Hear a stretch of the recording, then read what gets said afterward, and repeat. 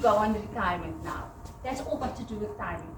The second part of timing is also, and this is so important, do you know now what you're going to be doing with your time in retirement? And it sounds like a very silly, frivolous thing, but do you know how important it is to know what you're going to be doing with your time? Because, as I said, I live with a GEPF retiree, and all he did was he was a policeman, right? He was a captain in the police when he retired. He didn't have any hobbies. He didn't go play golf. He didn't go fish. He didn't play soccer or anything like that. He was just a policeman. So for the first, he's been retired more than 5 years now. And in the first year, I had to watch him for depression. Because you are so busy, living, working. You get up, you get dressed, you know you're going to work. Or you're going to get up and sit in your home office and you know you have to work. That first morning of retirement, when you open your eyes, he turned to me and he said to me, "Wat nou?" Sorry, he's Afrikaans. "Wat nou?" I said, "But I told you this. I told you this, that you had to find something." So I'm 10 years away from retirement. 10 years, exactly. I'm already planning for what I'm going to be doing in retirement. Right? God willing that I am still here at age 60. I plan to be a young 60. So, because at Sanlam, you only work until 60, right? Then you retire. So I'm already working on that because I don't want to fall in that groove of what now on the first morning of my retirement. Okay, next thing is the bucket list. Do you have a bucket list? Are you waiting until retirement to do your bucket list? Right? Because a lot of us say we don't have time to do certain things. And I think we should make time also to do certain things. And I've learned a valuable lesson in terms of when life happens. So, I'll share a bit. So, 3 years ago, I had open heart surgery. Unexpected, it just happened. Life happened. And for 15 days, I was in ICU. And the thing that hit me is, what have you done with your life? What if this was your last moment? So I decided then and there, with my 50th, and obviously know I said I've got 10 years to retirement, that was this year. With my 50th, I decided I want to go to Mauritius. Right? It's my third overseas trip, but that's what I want to do. And I told the family, I said, listen, whoever wants to go along needs to start saving. We're going to Mauritius for my 50th. And I just come back. I came back last week. So we shouldn't really wait until retirement to do our bucket list. But that also, with that comes saving. You need to save for those things. Okay? Think about it. And with the saving thing, I want you to think about relaying this to your children, your colleagues, your younger colleagues. If you have that influence on younger colleagues, because us as the older generation, usually the younger generation, they tend to look up to us and see what we do and try and follow our example. So I think it's a good example when we talk about saving and investing. The next thing is where to live. So this may be a frivolous thing in terms of, I'm going to live in my house. But think about it. If you have that big double story, right? Now you hit 60 or whatever, 55, whenever you want to retire, the kids are out. We're all encouraging our kids to spread their wings, go overseas, go do this, go explore. Right? Now we sit in this big house, hubby and me, no wat nou. Vir wie gaan ons rondjag in die huis? The house is too big, I don't want to clean the house. So think about that, where you're going to live. Do you need to downsize? Do you need to move to an area that's safer for you as older people? Those are all the things we considered when we were looking at retirement. Then the last thing is, I also say that we are encouraging the kids to spread their wings. The possibility of caregiving. So, also a little bit of personal experience. My mom had cancer. My dad had passed by then already. So it was only the two girls, myself and my sister. And if we had spread our wings and gone overseas and all of that, who would have taken care of my mom? Right? But that is us. our generation, we do that for our parents. We raised our kids differently, right? They are a different breed. And I can see it. I've got a 32-year-old, and don't do math. I've got a 16-year-old as well. I've got, and the 32-year-old and the 16-year-old, they are worlds apart. In terms of mannerisms and everything, the 16-year-old is the only reason that I'm still young, is what I'm saying. So the possibility of caregiving, we need to sometimes think about, I need to plan for that. Because with caregiving comes, it's expensive. It really is expensive. Okay, and then obviously the finances to do everything. Okay, some realities about retirement planning. 67% of South Africans are not saving at all. Retirement plan is vague or non-existent, right? And you get that. And besides the one GEPF retiree, I also have a daughter that's a teacher. She's also in the GEPF. And they start out as SGB, student governing body teachers. Then they earn a small salary, right? But from day one, when she started studying, I said, Sissy, rent, right? Nowhere are you going to live for free, nowhere, right? If you move out of my house, you need to go rent a flat or whatever. You go live by other people, you need to pay rent here, right? Mommy does your washing, you use my Wi-Fi, you watch my DSTV, I give you supper every night, I put in your lunch, for goodness sake, you know, pay here. And then I didn't play with her, 2,000 Rand a month. Because where can you get a flat for 2,000 Rand a month? Tell me. My husband's son, also, obviously this is a second marriage. So his son also lived with us. And he said, no, there's no way he's charging his son to live. I said, okay, you do you and I do me. Right? Because this is my child. I took that 2,000 Rand a month and I put it into an investment for her. When I kicked her out at age 28, and yes, I kicked her out, because nobody turns 30 in my house that has a job. Sorry, not in my house. Somebody else's house. But she helped to get a bond, mommy helped, right? We help with the admin and whatever. So she's got her own house, she's not married yet. So the first thing I told her when she was an SGP teacher, besides the 2,000 Rand a month rent, an RSC, a retirement annuity. She said, Mommy, I'm like in my early 20s, what do I care about retirement? I said, that's where you make the mistake. That's where I made the mistake. You do not have a retirement fund. Because when they're SGB teachers, they're not GEPF. So, sissy, right. Small RA, 250 Rand a month, you didn't die. It just means you can buy less at Shein. That's all that means, right? So, and that's grown. It's taught her. She still contributes a 2,000 Rand a month to her investment, even after she moved out of the house. You know, and I'm proud of that. And I do check because the money's with Glacier, so I can go and look. Are you still contributing? Otherwise, I will have a conversation. But it's also that about how we influence the younger generation, and that is so important. So 50% of respondents also says that their plans are probably or definitely on track. Do you know? Do you know? It's important to know, right?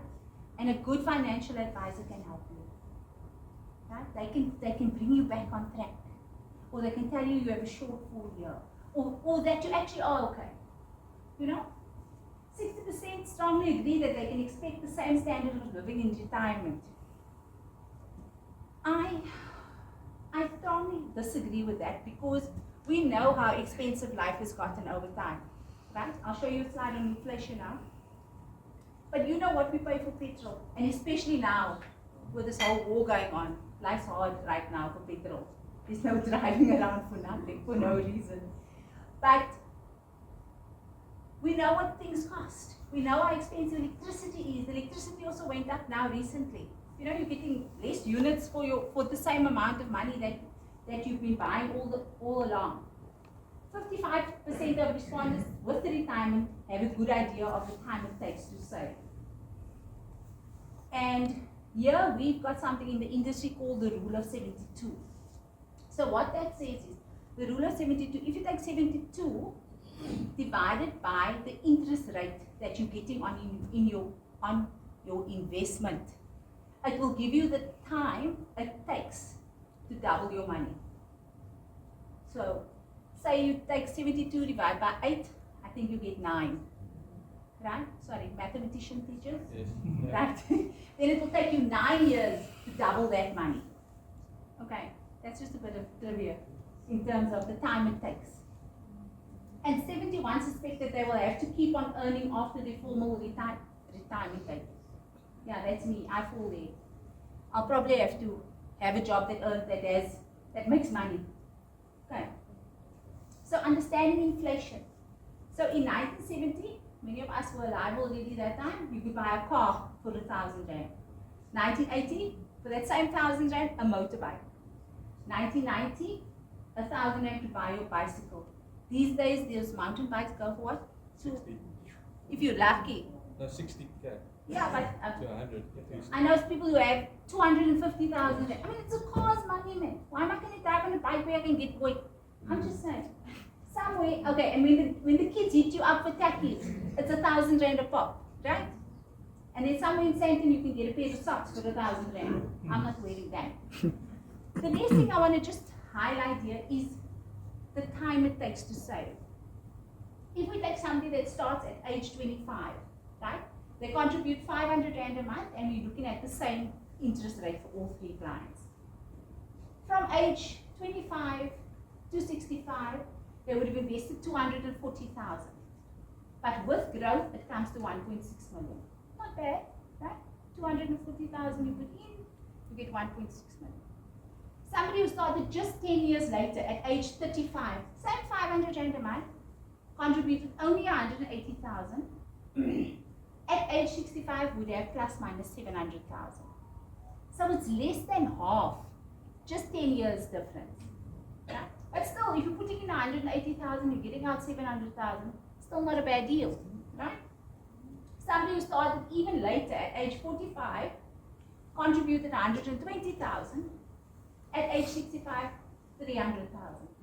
300,000 is still better than 120, but it just shows you the difference time in the market makes. Okay, so encourage even yourselves, save if you can, right? Encourage the kids to start saving early. Okay, let's move on. So just the thought I want you to think about is your budget now versus your budget in retirement. It's a very different budget, right? There's a lot of expenses that you have now while you're working compared to when you are retired. So that may be something to think about, something you can sit down and work out your budget. The biggest part of your budget is obviously your basic discretionary living expenses. You know, your electricity, your bond, your food, basic things. The next income layer is looking at discretionary expenses, and those are things like going away for holidays. Do you know how expensive it is just to braai at your house? I mean, we braai all the animals on the farm, right? We braai chicken, chops, steak, sausage, all the animals we braai, right? And then you must still get the salads. So this business of people just coming to visit, it's not that clean. It's a bring and braai, guys. If you're like, I've got access control over my gate, so you're not going to be hooting at my gate. But just life in general has become so expensive. It is really expensive to do things that used to be, I almost want to say ordinary and mundane before. The top part, which is the smallest part, is excess income. Right? Many of us don't have that, but those of us who do, that's the money we want to leave to the children. But there again, I have a different, I know I'm a bit harsh, but it's about my husband and me right now. The children, the one is, she's a teacher. She must fight her own battles. She's not married yet, but she must find her husband eventually and move on with life. The 16-year-old, we'll give her the same privileges we gave the other one. She'll go to varsity, she'll do what she must. But if she doesn't want to go to varsity, that's also her problem. You know, We give them the freedom to make the mistakes. But nobody's getting my money. I'm not going to live or not live just to leave money to children. Whatever's left after I've lived is what they can get. Right? So, and that's just me. But everybody else is different. Please don't. If your children, when I got divorced the first, well, when I got divorced, not the first time, divorced. My whole world revolved around that child. Nothing else mattered, right? I took out an investment for, it was about her future, that type of thing. When she became independent, it was no longer a factor. You know what I mean?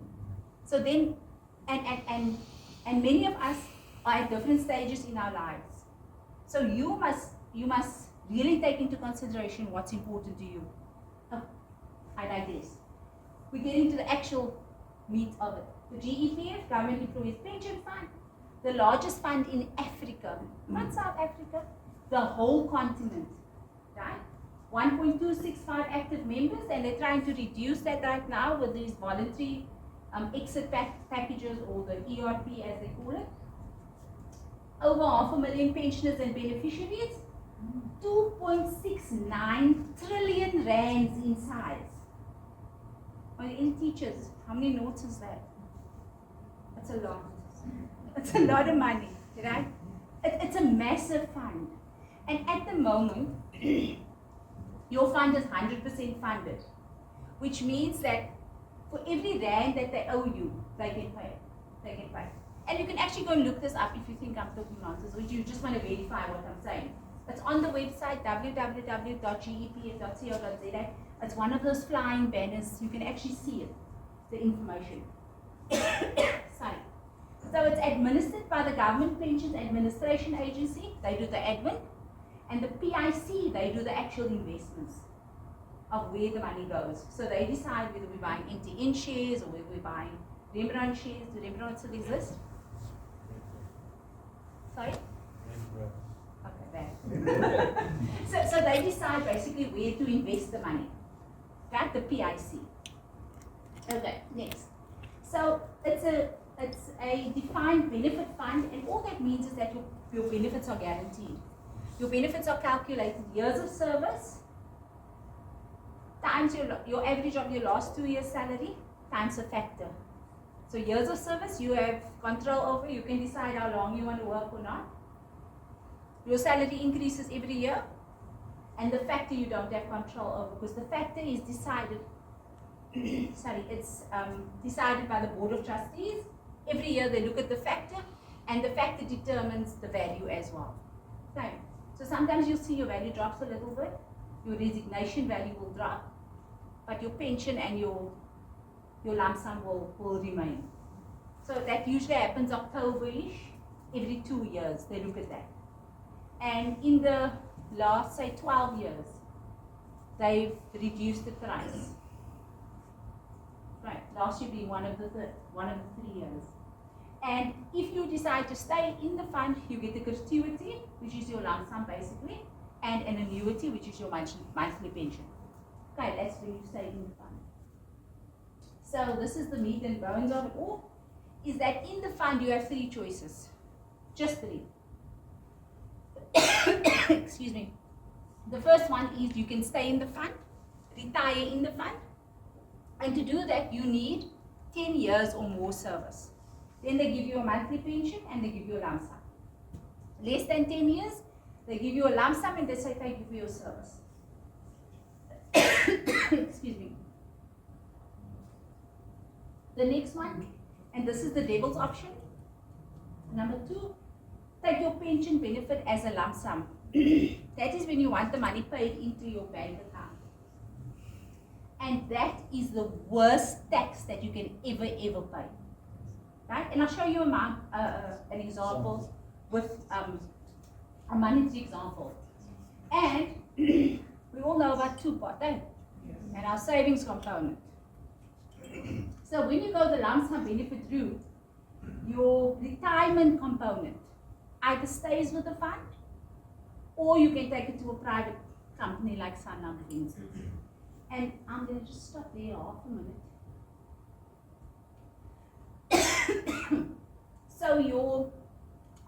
retirement component, if you take everything in cash, and it stays with the GEPF, grows by the increases the GEPF pensioners get. So last year, they got 2.9% increase. And I promise you, we can do much better for you in the private sector. So if you're going that route, take your retirement portion and go and invest it privately, because you can do much, much better for yourself. Okay? This year, the increase was 3.5%. Now with the, if you think about those of you, any of you on GEMS, medical aid, you know your premium increased 9.36% this year. Last year was also over 9%. With a 3.5% increase on their salary, do you think that they can afford that medical aid? Right, so that's something to think about when you're thinking about retirement. Okay, that's option 2. Option 3 is when you transfer your pension to a private. This is retiring private. It's retiring at the Sanlam or a mutual or like a private company. So that is actually called resignation. So you resign at the GEPF, you put it into a private pension, and excuse me, the advisors do tax planning for you, retirement planning for you, and then you get a pension from the private company. Okay, so those are your 3 options. Don't forget them. So we can look at option 1, retiring in the fund, because there's obviously benefits to retiring in the fund. The first thing is that you are guaranteed an increase every year. There was a time 2 years ago when the government employees didn't get an increase. I think it was 2 or 3 years in a row that they never got. But the pensioners, they got the increase. Even though it's only 2.9 or 3.5, they're still guaranteed. And that percentage is 75% of inflation. So you will see here again, I want to just go back to this. The increases that they got. So 2025, when they only got 2.9%, it was 100% of inflation. So they exceeded what they promised, because they promised 75%. But it's still only 2.9% on your salary. Excuse me. Okay, so you're guaranteed an increase every year. Your medical aid subsidy, you keep it, right? And here it's important to understand also the increases of the premium of the medical aid. Even though you are getting a subsidy, can you afford your portion of the medical aid if it goes up 9% year on year on year? Okay, think about that. It is super important, because a lot of people stay for the medical aid. 3 years down the line, they can't afford the premium. So make sure that you have considered that, the increases. And you only keep your medical aid subsidy if you have been contributing for 15 years to the medical aid. Okay, if you haven't been contributing for 15 years, you do not get the subsidy in retirement. And your portion still comes from your bank account. It won't come from the pension you get at the GEPF. Your money hits your bank account after tax, and then they take your portion of the premium. Your cap leave, I don't know how many of you still have cap leave. Do you? Oh, nice. If you don't take your cap leave and you resign, you lose it. Say again? You're very lucky. And hold them to it. Keep it in writing. Keep it in writing. There are circumstances like that. So please keep whatever they've given you in writing. Okay. If you pass away and you're in the fund, your spouse gets 50% or 75% of the income you got. If you're going for 75%, because you make the decision at the retirement, you say, I want to give my spouse 50% or I want to give my spouse 75%. At retirement, you make that decision. And as you know, in life, we get nothing for nothing, right? If you want the extra 25%, you're going to get the lower lump sum, or you're going to get the lower monthly income.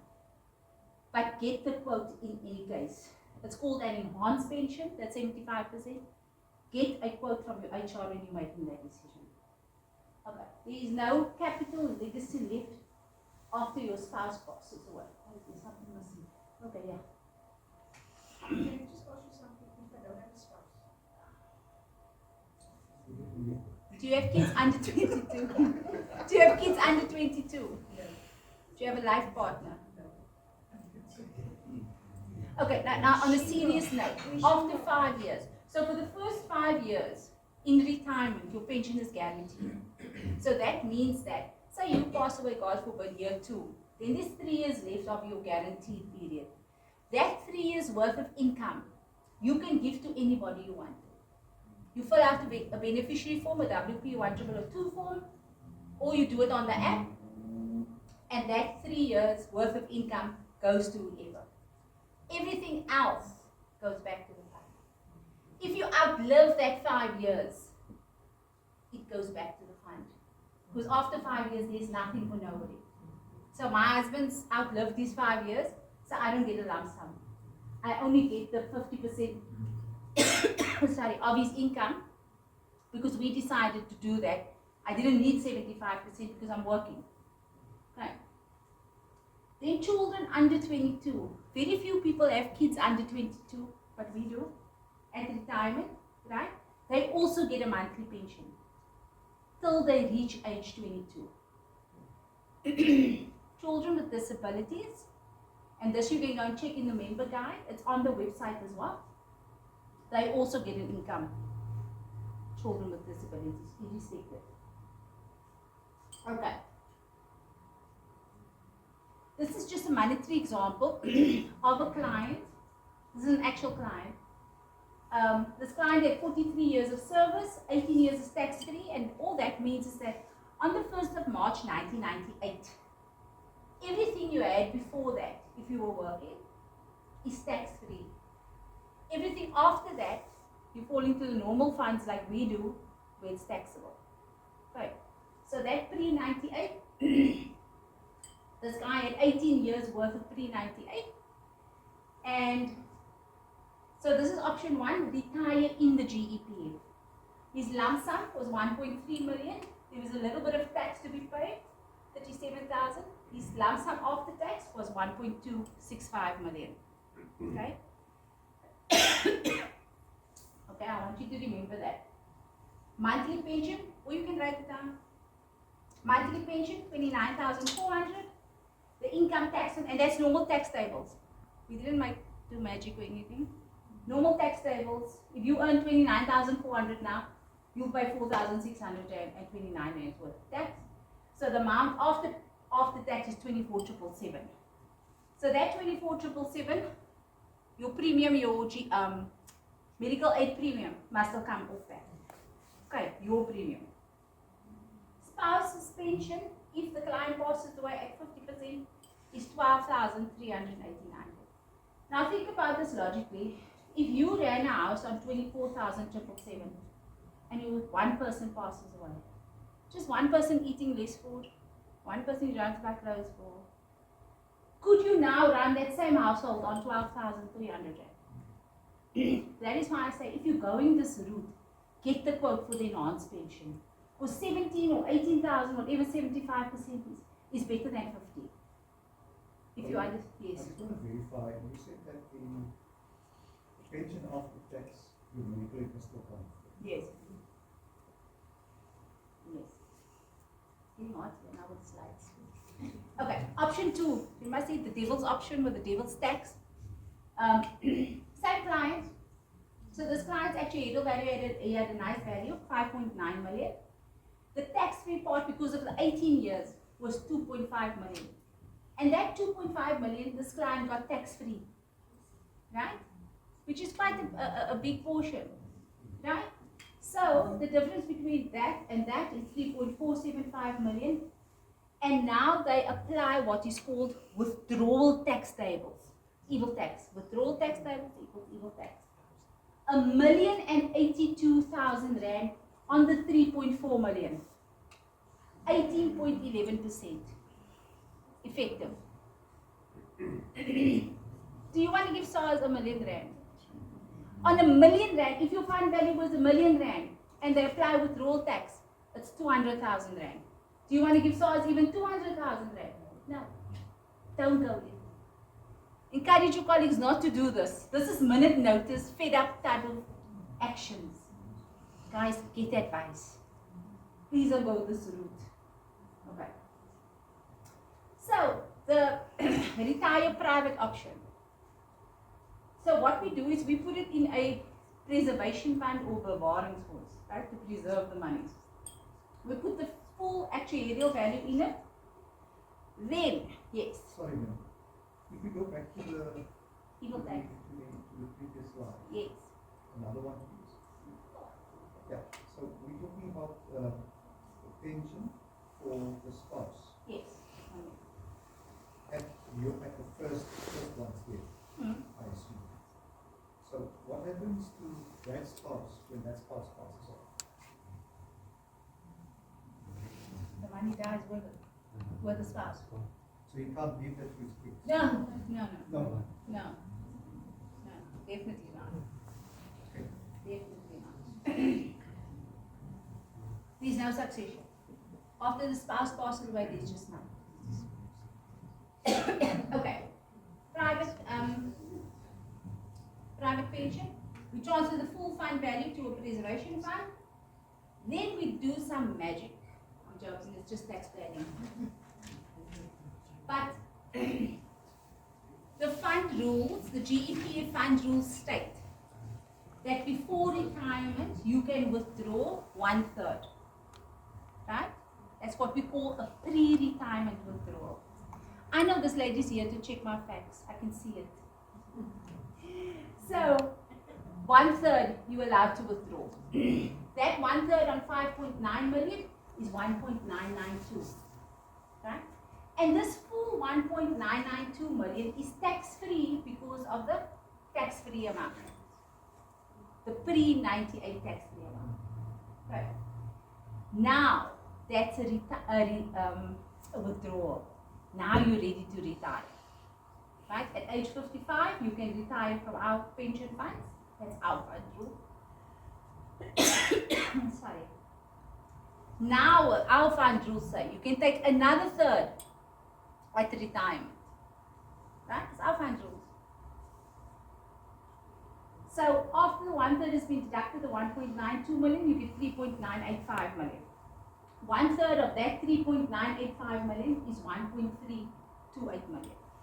But there's only 509,000 left of your pre-98 tax. But at retirement tax tables, you get 550,000 rand taxed at zero. Right? If we add this 550 taxed at zero plus the 509, it gives us the 1059, 1,059,000.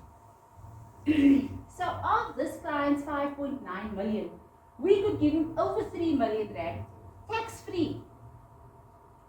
There's no magic, I promise you, it's just tax planning. And then the 2.9 million that remains, we must buy you a pension. We have to, it's the law. Okay, so this client, and at this point, you as a client must decide what do you need for capital needs. Is there a bond that needs to be settled? Is there a Mauritius trip that must be taken? Is there anything that must be done? Normally the kitchen must be redone, right? Usually the kitchen or the bathroom must be redone. But at this point is where you speak to your intermediary and then you say, I need so much. So that we do your retirement planning, less any cash that you need, right? I mean, it makes sense, right? This guy didn't take anything, so we used both his discretionary money and his pension. The top part is the pension money. And if you go private, you can decide on your own choice of beneficiaries. Not only a spouse and kids under 22. No, you can decide. And you can decide kids, nephews, nieces, the side chick, anybody can be your beneficiaries, right? The investment plan, which is what we call the own money, the after-tax money, if you invested that you put in your will, right? Then you say 20% goes to Sarah, 20% goes to Daniel, whatever. But it's still your choice. Okay. With this scenario, remember the after-tax amount? Okay. prize. Who can tell me what was the amount of the after-tax, and don't shout. Can I just tell you, teachers are the worst at this, eh? Teachers that's supposed to give us discipline are the worst at this. Hands up. What was the after-tax amount of pension from the GEPF? Put it down, please.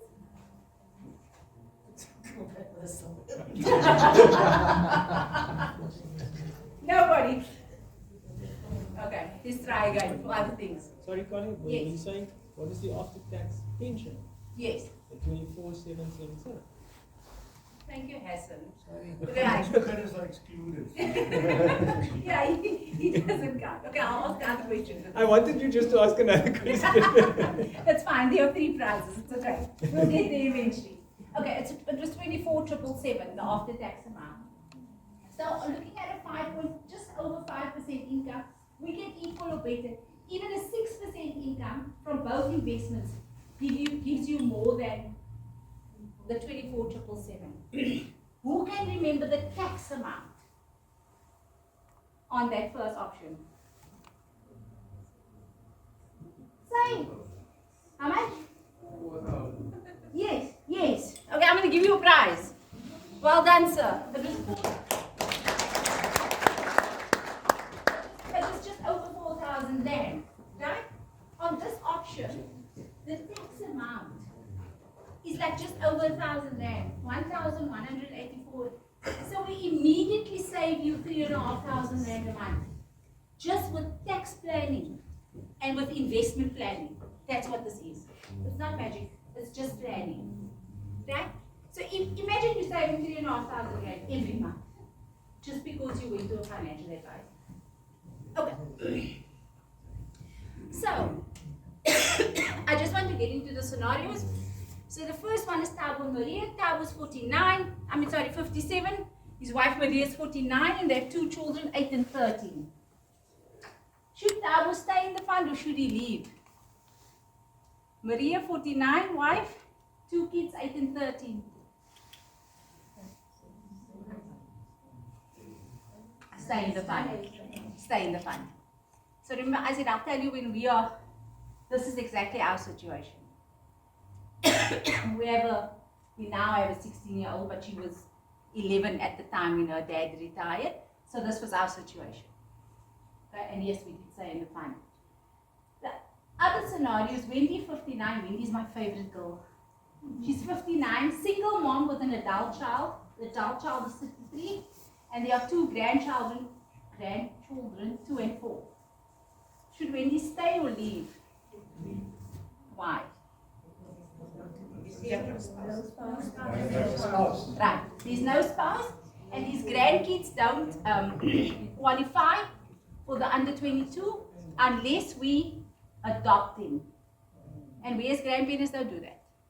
No, we don't adopt the grandchildren. We already raised their parents. Right. Okay. So, I just want to talk to you about the savings component. So many of us have it. Why did they create it? Because of our financial situation in terms of South Africans, right? We have all this money sitting in our pension funds, but we are going hungry on the side. And that is what we call dire circumstances. Mags on the car is not dire circumstances. The 70 odd inch TV is not dire circumstances. You are shooting yourself in the foot. Because every time you withdraw from this, you are taking from your lump sum. Because this effectively is your lump sum at retirement. Right? And not only are you taking from your lump sum, you are paying your current tax rate, which is much higher than retirement tax tables. So you're literally robbing yourself. Okay. So think about it when you make that withdrawal, or when that youngster comes to you and says, oh well, I'm going to buy me a new TV from my, it's 2-pot time again, right? Because they can withdraw once a year. Help them, right? Yes. Right. Okay. So, the reason I put this slide up is just to remind you that if there is a divorce, right, whatever percentage the ex-spouse gets, whether it's 50%, 25%, whatever, that spouse will get 50% of the savings component, 50% of the vested, 50% of the retirement savings. So as soon as the GEPF becomes aware that there is a divorce, they close the savings component so that you can't withdraw that part and put your ex-spouse at a disadvantage. Okay. Okay, you all know what your benefit statement looks like, right? Your years of service. Make sure it's not here. Yeah. Nomination of beneficiaries received, yes. Do you have a yes on your statement? If you don't have a yes, it's important to make sure that your beneficiaries are captured, right? I'll show you where now again. The other benefit of this is it shows you exactly what is in each component, and this normal retirement, you must look at that, because that income, that 15,266, if you read 0.19, because you'll see estimated 0.19, that is the value at normal retirement age. So if your retirement age is 60 or 65, that amount on your slip is your monthly pension. Make sure that you can live off that monthly amount if you are thinking of retiring in the fund. If you want to stay in the fund, but that 15,000 is not enough, you need to take out something like a retirement annuity. And the benefits of a retirement annuity as well, it's either SARS is going to give you tax back, or you're going to save on tax somehow. Okay. But that's a discussion between you and your financial intermediary, but make sure you know what that amount is. Okay, my last slide. Does everybody have the app? Okay. Okay, but delete it, like uninstall it, then reinstall it. Then you found this number, and they will fix it for you, because it means your cell number or your email address has changed, and they do not have the correct information. I did it 2 years ago with my daughter. We changed the cell number, we called that number, and the next day the app was up and running. The app is down from time to time, but it's not right now. Okay, because I went to go and check my daughter's beneficiaries this morning, because you can check it over here. Check your beneficiaries, make sure they're yours, right? Make sure they're there. I went to check, I'm still the beneficiary, she's not married. Well, but there's so much you can do here as well. The call me back option is if you have a query. I use the call me back option a lot for his IRP5 when I have to do his tax. So then I do the call me back and I tell him, nou luister mooi wat jy moet vir die mense vra. Okay. Then I ask for the IRP5. Before 12 tomorrow, the next day, I got a call back. And I usually do it like 7 o'clock at night, because that's the only time I have time for my personal admin. And before you know it, then the email is in my box. But under my documents, you can also get your latest benefit statement. So now, right now, the March ones are available, the end of March. So you can literally go and look. Okay. Retirement only means it's time for a new adventure.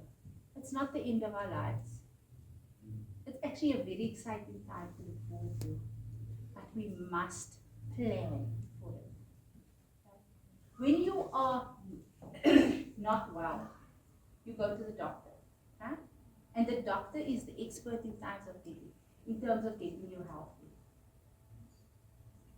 Financial intermediaries are the doctors for your finances. Get advice, guys. And encourage the younger generation also to do the same. Start early. Any questions before I say thank you? I either did a very good job or a very bad job. There's no questions. Yes, sir. Can I just add in, I mean, past the 65. Yes. But one of the key things is that what you were mentioning is that make sure you check that your details and stuff is correct with the government. Yes. Because the one, I had 3 issues. So one, they said I was married, one, I was a white man, and the other one, I had 2 pension numbers. Right. But 2 pension numbers could come from having changed jobs, yeah. So, because when you go off and things like that, then all those things must be sorted. Yes. Because It that is where matters. the delays come in. And it makes a difference in your amounts as well. Yeah, and then people can't understand why there's delays in the money. Mine I got after a month. It's not too bad though. So, but they are in town, walking, something quite easy, make time, at least once a year, to go in and do check physically with the consultant, what's currently on the system, because they'll give you the necessary forms to complete, to capture it again, so that when you do retire, everything is. You don't have to literally go in, you can literally go on the app. All the information is here. You can change your beneficiaries, you can do all of that on the app. And you can literally use the form back to speak directly to the GEPF and not on your dime, on theirs. So you use the technology that we have. Guys, we are moving into this technologically advanced world. And we've got to move with it. So use the technology to save yourself time. But thank you so much sir, for sharing that. Okay, 2 more prizes on here. That's why I stopped. Sorry. Yeah. Was the new intention that they had you calculate the You have to ask your HR because it's a very complicated actuarial calculation, and especially the severance, right? Because they say depending on which age group you are, if you're 55 to 59, you get 2 weeks for the first 10 years or 20 years, and then thereafter you get 1 week type of thing. And if you're between 60 and 63, those are for the guys whose retirement age is 65, you get 1 year for, 1 week for every year, irrespective, you don't get the two weeks type of thing. So your HR has to, yeah, it's very complicated. I don't even take a chance to try and calculate that. That would just, yeah, get it from your HR. They give you everything. I've seen the statement. They give you your monthly pension, they give you your severance, they give you what your leave pay is, all of that, your bonus, everything they give you on that document. Okay. Yes, lady. Also on that benefit statement. So if your retirement age is 65 and your benefit statement shows your pension per month, that means from age 65, not when you're 60, 61, it's age 65. That is age 65, but with the new packages, there's no penalties on that. So that is why it will be pretty close to what that is at retirement age. You must just get your quotes. So the penalties, if you go on early retirement, is hard. It hits you hard. So the packages they have now are fantastic. You get the severance, which some of the guys previously never got, right? And then you get your monthly pension without the penalties. But remember, if you apply and they approve, there's no going back. You can't say, sorry, I just tried, I wanted to see what it's like. Once you apply and they approve, you are through and you are out. And you've got to stay in the fund. You can't retire privately. Yes, lady. I just want to say, it doesn't mean that your permanent years equates your potential years. No. Because that would happen to me. When I went in over the holidays, I realized that even though I am 30 years permanent, it doesn't mean I contributed towards the GEPF fund for that For 30 amount. So years. you have to check that document. Yes. And second of all, I believe that prior certain time, I think it's 1998, it was a different fund and that is a whole lot of mixed up with my documents at the moment. That's why. Because you were on other fund before. Yes, I Before was. they amalgamated. Yes. So you have to check all those things before you make that decision, whatever decision you make. Absolutely. Because according to my 15 years pension years, but I've contributed towards the other fund. So we have to look at all the nitty-gritties before you decide what to do with it. But you must make sure that they add the years of your previous contribution. Yes, I think, but I mean, nobody told me. Yes. So when I inquired about it, I realized that that was the case What if I waited until I retired? Yeah, you can actually check your service years is here Yeah. on your benefit statement. So you know when you started. Most of us do, right? And it must more or less make sense, right? So as the lady said, please do check. Anything else you want to share with us? Lady? Is it true that if you were away for a period of your service, on unpaid leave, for example, 5 or 6 months out of the country, it does affect your pension? I'm sure of it. Remember your value is based on years of service. And if you have a less years of service, obviously it will affect your pension value. So yes, just because of that factor. Because years of service is directly linked to the value. Just a year. Yes, your years of service. Okay. Yeah. So I just want to make a comment, if I may.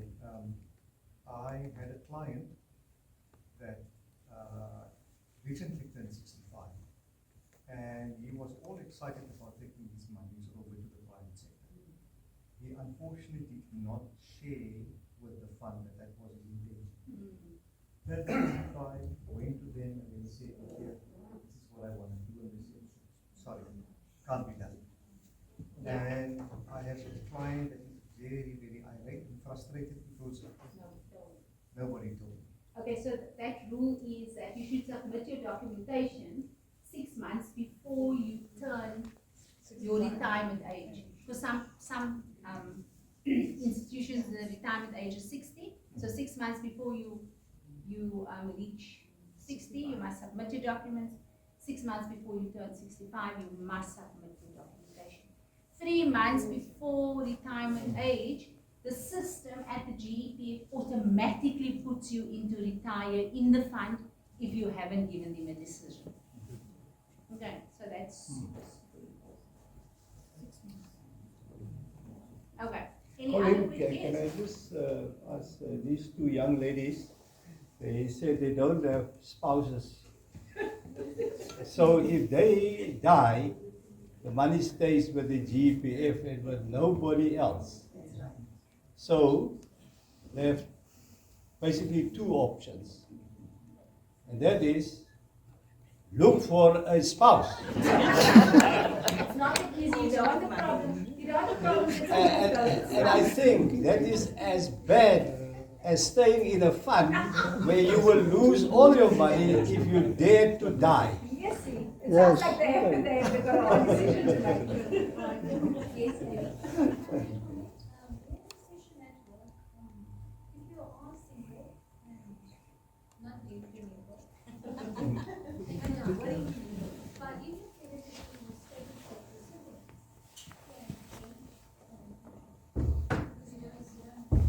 Okay, but is that in fund? Sorry, is that while you work? yes. Okay, so while When you you work, reach middle age, you're going on 60, or you just turn 60, and then you die. But you have been officially stated. You can stand anywhere, you can go there, anywhere. You have no kids. So if your list of people that can claim the pension is your siblings. okay, but that is if you die in service while you are working. Dying after retirement works differently. Yeah, that's only a spouse and kids under 22 and kids with disabilities. That can be. So for the first 5 years in retirement also, you can decide who gets that first 5 years or the balance of the first 5 years. After the first 5 years, there's nothing. Only a spouse and kids under 22 and kids with disabilities. Colin, just to add to my question, if they now decide not to get married and have a spouse, and they take a life partner, Yes. they live together for so many years, what happens if she dies? Okay, she has to register a life partner before retirement as a life partner. Okay, What if he gets the life partner after retirement? No. Remember, the benefits are already calculated on her view. But you can't change. It's like a life annuity. Once you put, once you've made the decision, it's final. Yeah, it works on the same principle. Okay. Okay. Any more questions? I got questions to answer. Let's try again. You're a very naughty bunch. You don't listen. Okay. On my inflation slide, no shouting out. Which year could you buy a motorbike for 1,000 rand?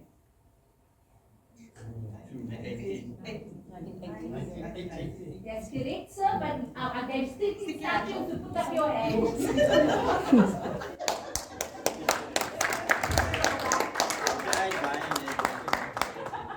It didn't work, okay. So far, it's all the lawyers, all the legal people Is that are it? reading here. Good grief. Speaks about our life. But I'm concerned either my message hasn't landed or something's going wrong. Okay, I got one more gift. I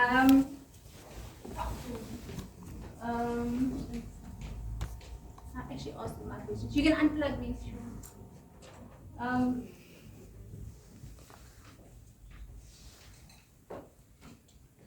already said that a few times.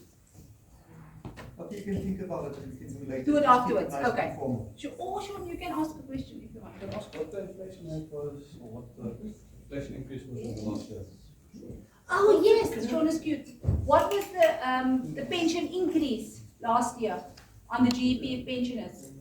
2.9. 2.9 is not 3. Thank you, Sean. Thank you, sir. That's an unfair advantage. That's an unfair advantage. Thank you, Colin, so much for the insights that you have shared.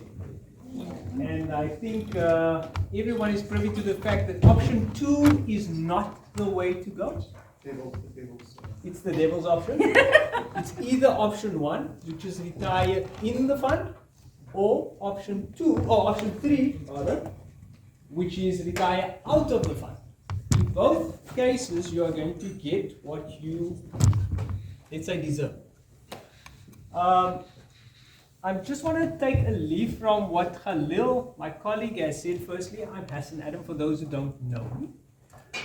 He has mentioned about IWA. So IWA was a coming together of 4 independent practices. And the idea behind it, in a nutshell, was how could we give our clients better outcomes?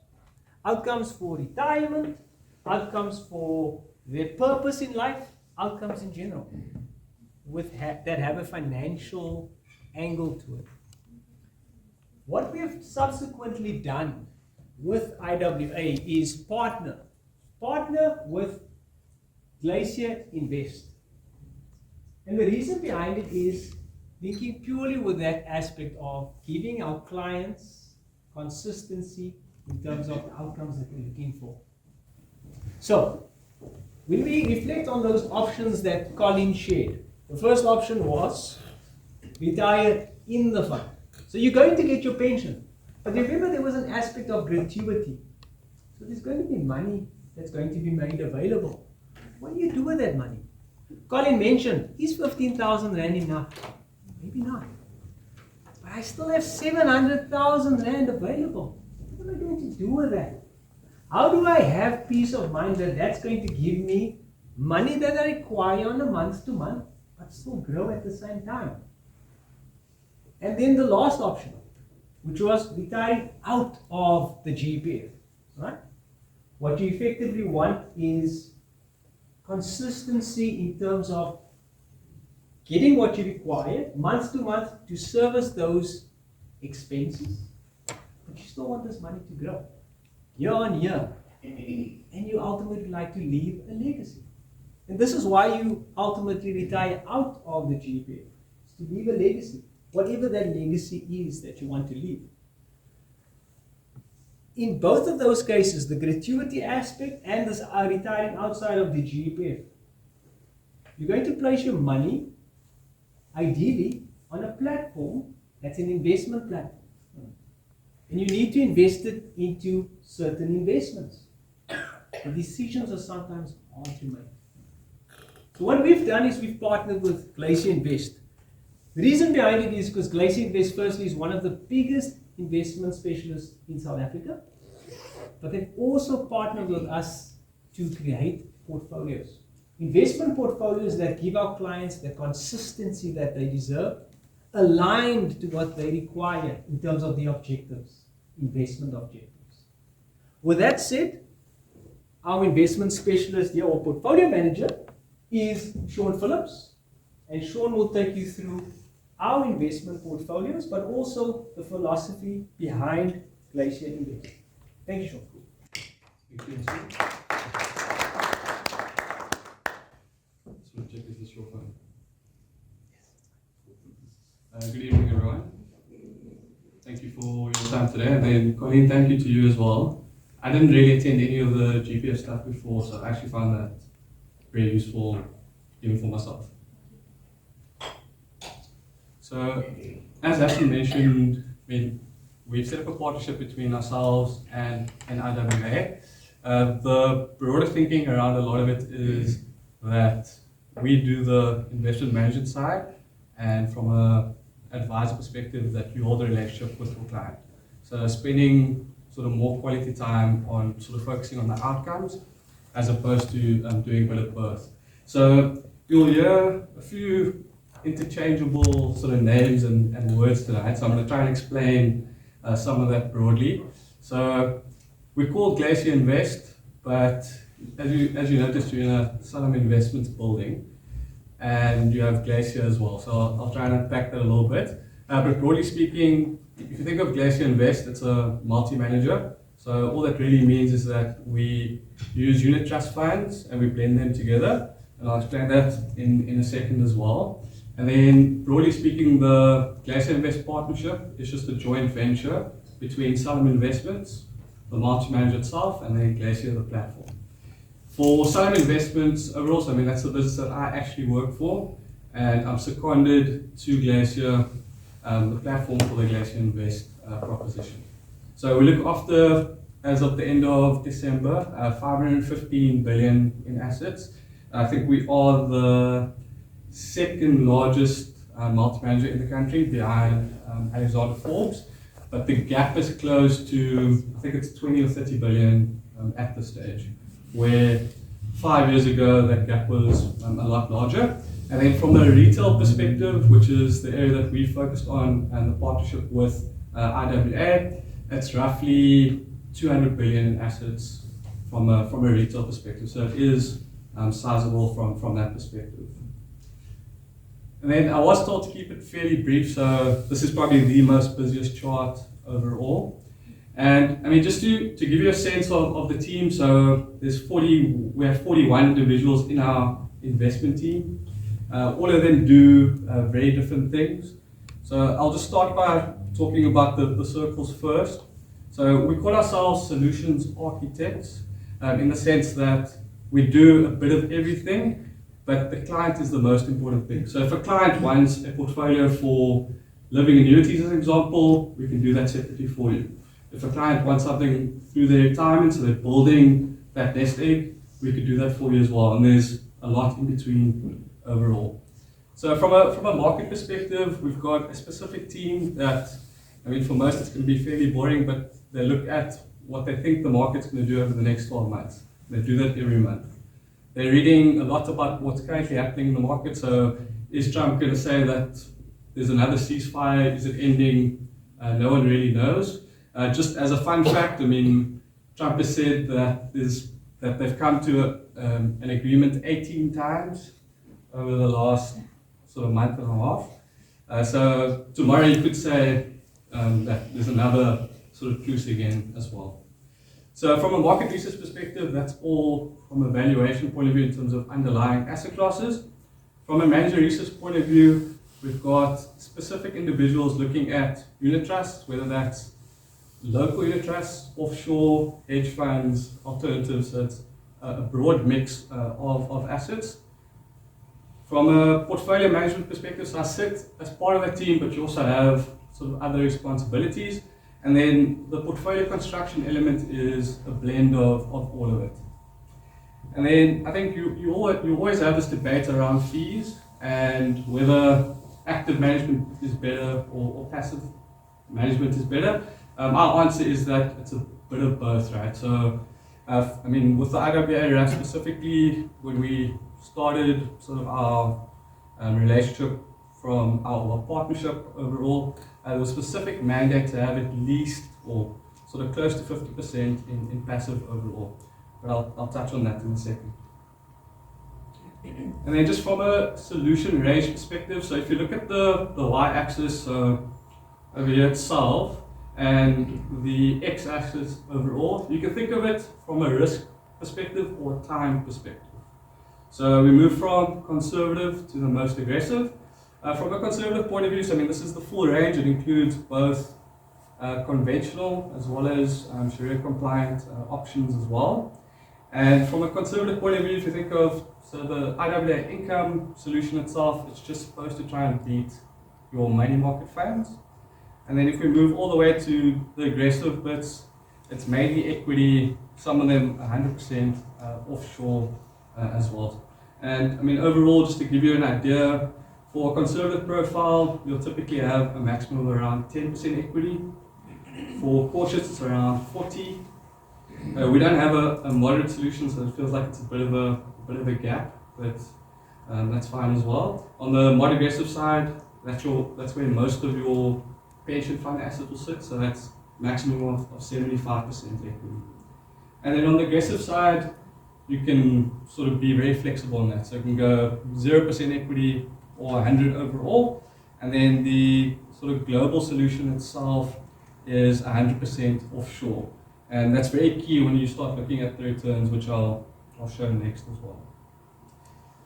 So for the solution range, I mean, this is the outcomes until the end of March.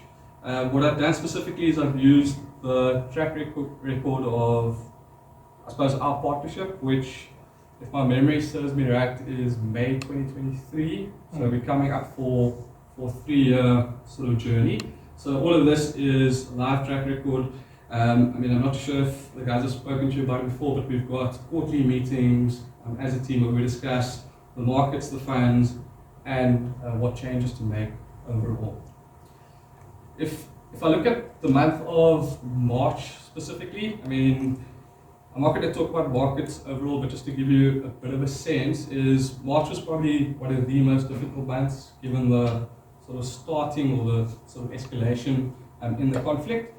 So you'll see that there's been a drawdown across the board, and that's going to happen to almost any retirement funds. The only thing that actually preserved capital was just cash. Everything else, you would have received a bit of a negative. For April so far, we've had a big bounce back already. So for most of it, it's actually corrected back to where we started at the beginning of this year. And you'll see, given the fact that the rand weakened a little bit, the offshore portfolio protected a little bit more due to currency.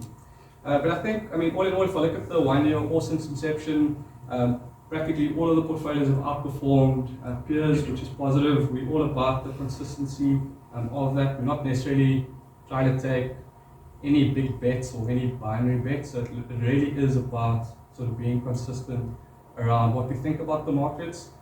Trusting our research process from a manager research perspective as well. And then, as I mentioned, so I think one thing for the March number specifically, because there's a higher percentage in passive, it does fall a little bit more, but as you get that sort of bounce back, it does do a bit better. And then, I mean, that's it from me, so I kept it really brief. If there are any questions, we want to chat around the markets or around the solution range as well, I'm happy to engage with anybody as well. Thank you very much, Sean.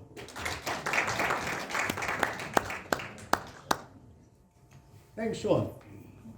I think when you look at those figures, 1 year figures, how does it compare to the pension increases when you stay in the fund of 2.9 last year and 3.5, so it's improving. How does it compare? Would you rather have your money where your money grow, or you want your money where it might go. In fact, it's guaranteed that it will go because you get 75% of the inflation rate. So it's guaranteed it will grow. But what can you do if it's 3 points? And inflation, real inflation, hits 5, 6. So the whole purpose here tonight was to help our South African people. As part of us, to help to move the bar up for financial literacy. And I hope you have benefited, you have heard. You know, there's Shakespeare said that nothing is good or bad unless by comparison. So if you know only GEPF, or you know only outside the GEPF, that's not a very good decision, because with what did you compare it? The other thing that Shakespeare also said, and the Muslims like to call him Shakespeare, but what he said that once you make a decision, take the positive of your decision and the negatives. To get married seems to be a good thing if you retire in the GEPF. To have many children seems to be a good thing as long as they stay under 22. You see? But when God made man, they said God took clay and he fathomed man. He made man. And when you look at it, and you can read the Bible, you can read the Talmud, you can read the Quran, God actually said, it is good. But then God realized, slowly, and God gave him a spouse. You see, so GEPF is very, very in line with God's plan. But then God realized that this individual that I've made and the person that God made happened to be my name, Adam. You better believe me, I was there. And when God made man, he said, you are going to fail. You are going to fail unless I give you an asset. An asset that you have total control over. But what you do with that asset will determine whether you will be successful or you're going to fail. And that asset is, can anybody guess? He gave you time. And what you put in that time will determine whether you are successful or whether you're going to fail. And God even said, if you listen to Eve, I'm going to kick you out. But if you ask for forgiveness, I'll give you time to come back to me. So in the time, you can either go to hell or you go to heaven. And I meet you there. I'm sure I was there at the beginning. Thank you very much, Sean. Thank you very much, Sean. At the start, to me, are sitting here in front of me. The people that says, hell, I'm a school principal, and I'm in the GEPF, but I don't know what it holds. That person working for the police, I'm a captain in the police, and I belong to GEPF, and I will get my subsidy. But not knowing that I don't know. And I can tell you, the benefit of this evening, Colin, thank you for being so frank and so open. And I didn't know you are still so young. But what is very important, I will end with this. I think Sean has done a marvelous job by telling you. And did you notice this time factor? Did you see the first month, -3? 1 year on, 5, 6, 7, 8, 9, 10, 11, 12. So what have you done? Nothing. Just wait. It's like, you know, people make such a big thing of a birthday. What have you done to get there? You were just there. So, I want to end with this. And I'm happy. Thank you, Colin. Thank you, Sean. Thank you, Hassan. Thank you, Khalil. Thank you for those people who ask questions. And those people who wanted to ask a question but didn't know they would win a prize.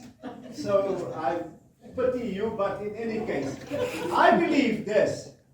He or she who knows and knows not that she knows or he knows not is a fool.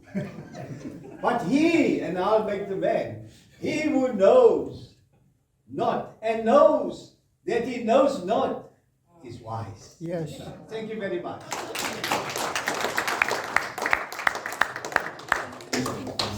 So, just for everybody's edification again, thank you very much. This is now really very informal. If there still are questions, please feel free.